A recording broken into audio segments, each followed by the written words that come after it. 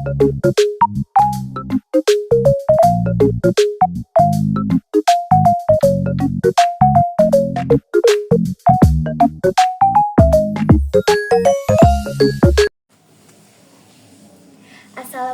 warahmatullahi wabarakatuh. Perkenalkan, saya Anggizatul Ifadah dengan akhiran NIM 063. Alhamdulillahirrabbilalamin. Wabihi nasta'inu ala umurid dunya waddin. Wassalatu wassalamu ala asrafil anbiya'i wal mursalin Sayyidina wa maulana Muhammadi wa ala alihi wa sahbihi ajmain, amma ba'du. Yang pertama, marilah kita panjatkan puja dan puji syukur kita kehadirat Allah SWT yang telah melimpahkan rahmat dan hidayatnya sehingga kita dapat melakukan pembelajaran kali ini dengan keadaan sehat walafiat. Di sini kita akan belajar mengenai 6 materi. Yang pertama yaitu amr, yang kedua yaitu nahi, yang ketiga yaitu yang keempat khos, yang kelima nasih, dan yang keenam yaitu mansuh. Kita akan ke materi pertama dulu ya, yaitu tentang amr. Apa sih amr itu? Amr secara bahasa berasal dari kata amaro ya'muru amron yang berarti perintah. Sedangkan secara istilah al-amru huwa thalabul fi'li minal a'la ilal adna yang berarti tuntutan mengerjakan suatu perbuatan dari atasan kepada bawahannya. Nah, bentuk-bentuk amr itu ada 4. Yang pertama fi'il amr, yang kedua fi'il mudhari, yang ketiga isim fi'il amr, dan yang keempat masdar pengganti fi'il amr. Pada dasarnya amr itu menunjukkan kewajiban. Ada dalam kaidah al-aslu fil amri lil wujub. Namun jika terdapat qarinah dapat menyebabkan perubahan arti.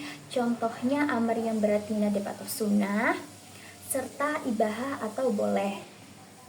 Kaidah amr yang lain yaitu amr setelah larangan menunjukkan kebolehan. Lalu ada amr menghendaki segera dilaksanakan. Dan ada pula amr yang menghendaki pengulangan dan tidak menghendaki pengulangan. Lalu kita swipe ke materi yang kedua. Materi yang kedua yaitu nahi. Nahi berasal dari kata naha yanha nahyan yang berarti larangan.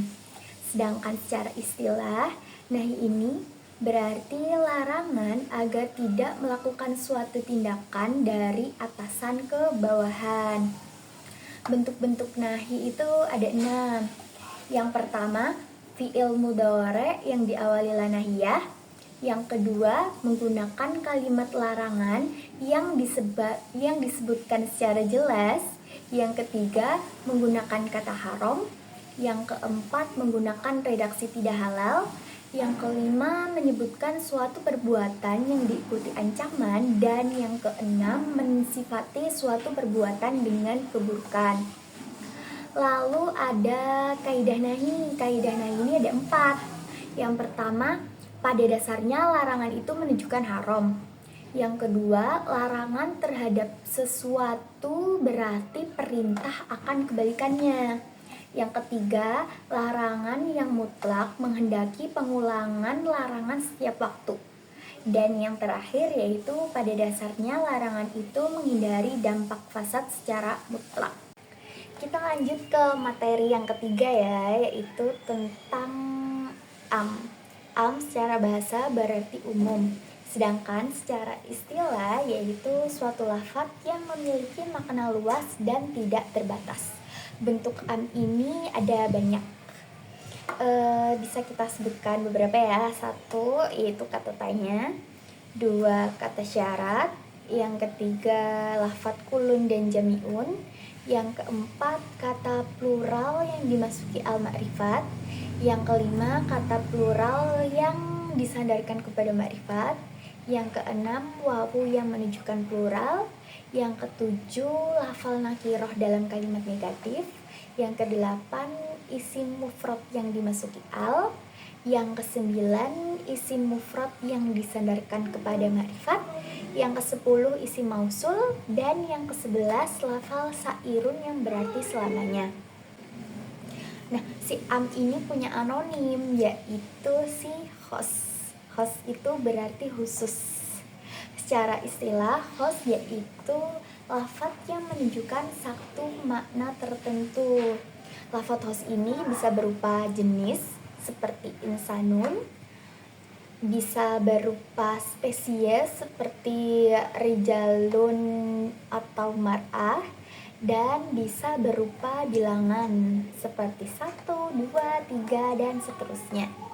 Nah, di khos ini kita mengenal taksis. Taksis yaitu berupa masdar dari kata khososo yang bermakna khos, yang secara bahasa berarti menentukan atau mengkhususkan, dengan gambaran bahwa fungsi taksis adalah menentukan makna lafadz am yang berhubungan dalam penetapan hukum. Nah, bentuknya ini ada dua, yaitu yang pertama taksis dalam kalimat yang sama atau bisa kita sebut mutasil, dan yang kedua taksis dengan dalil yang berbeda atau bisa kita sebut munfasil. Contoh dari taksis mutasil ini seperti taksis dengan istisna, taksis dengan syarat, taksis dengan goya, dan taksis dengan sifat. Sedangkan taksis yang munfasil itu contohnya seperti taksis ayat dengan ayat, taksis sunnah dengan sunnah, taksis ayat dengan sunnah, dan taksis dengan ijma. Selanjutnya materi yang kelima dan enam, yaitu tentang nasikh dan mansukh. Kita gabung aja ya. Nasikh sendiri berasal dari kata nasakho yansahu naskhun, yang artinya menghapuskan, menghilangkan, dan membatalkan. Sedangkan secara istilah yaitu raf'ul hukmi syar'i bidalili syar'i, artinya mengangkat atau menghapus hukum syar'i dengan dalil syar'i. Rukun-rukun nasakh itu ada 4. Yang pertama adat nasikh, yang kedua nasikh atau dalil hukum yang menghapus, yang ketiga mansukh atau dalil hukum yang dihapus, dan yang keempat yaitu mansukhan, yaitu orang-orang yang mendapat beban dari hukum tersebut. Lalu ada syarat-syarat nasakh. Yang pertama yaitu mansukh atau dalil yang dihapus itu tuh harus hukum syara. Yang kedua, nasikh memiliki selang waktu dengan mansukh, dalam artian nasikh datang setelah mansukh. Hukum yang menghapus datang setelah hukum yang dihapus. Terus yang ketiga yaitu nasikh dan mansukh harus memiliki pertentangan yang nyata, yaitu ada kontradiktif. Yang keempat yaitu sifat dari nasikh ialah mutawatir. Lalu ada macam-macam nasakh. Yang pertama, menasakh tulisan dan menetapkan hukumnya. Contohnya tentang hukum rajam. Dulu tuh teksnya ada, tapi sekarang udah dihapus. Enggak sekarang, maksudnya udah dihapus, tapi hukumnya tetap berlaku. Yang kedua, menasakh hukumnya dan menetapkan tulisan. Contohnya pada surah Al-Baqarah ayat 240 dinasikh dengan surah Al-Baqarah ayat 234. Surah Al-Baqarah ayat 240 ini menceritakan tentang idahnya seorang perempuan yang meninggal oleh suaminya, yaitu selama 1 tahun. Nah, hukumnya ini diganti dengan surah Al-Baqarah ayat 234, yang dimana perempuan yang meninggal suaminya itu hanya mendapatkan idah 4 bulan 10 hari. Jadi hukumnya diganti, tapi teksnya masih ada. Dan yang ketiga yaitu menasakh hukum dan tulisannya. Ini contohnya pada masalah persusuan. Kemudian ada pembagian nasakh.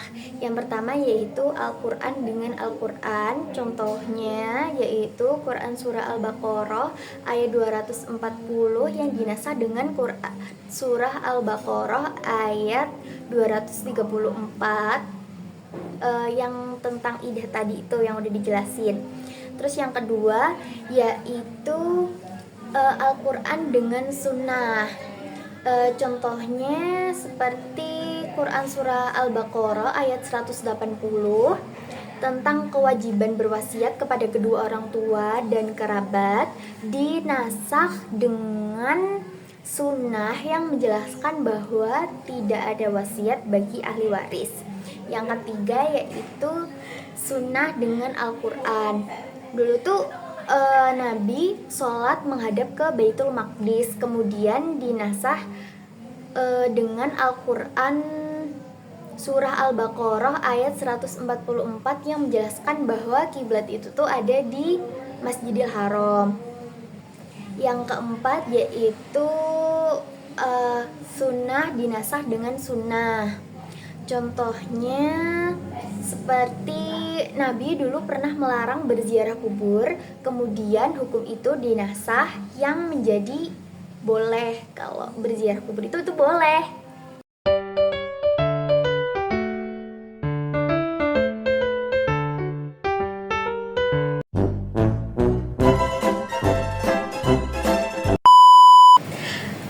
Ih, kan dapat kita curahkan.